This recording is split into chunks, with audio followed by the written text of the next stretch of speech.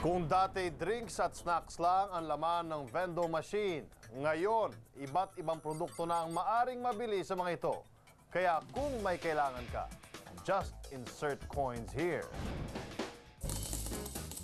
Kung noon ang munting barya diretso sa alkansya, ngayon, ang bawat piso sa vending machines ang diretso. Madalas ka bang maubusan ng load? Worry no more dahil present na ang tinatawag na U-Load. Ang U-Load ay isang digital e-loading vending machine. Yung actual locations na makikita nyo sa kanya is makita mo siya sa malls, sa mga dormitory, apartments, hospital, and mga transportation hubs. Usually doon makikita ang mga U-Load kasi doon yung nangangailangan talaga ng tao ng load. Simple at sobrang dali ang proseso ng paglo-load. Sundin lang ang step-by-step instructions. Piliin ang serbisyong gusto gamitin.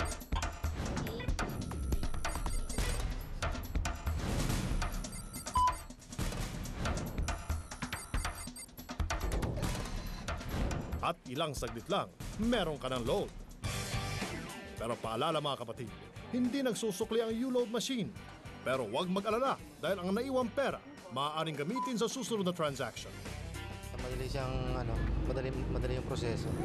Paglabas mo ng bahay, nandito lang sa tabi ng kalsada, madali siyang makakapag.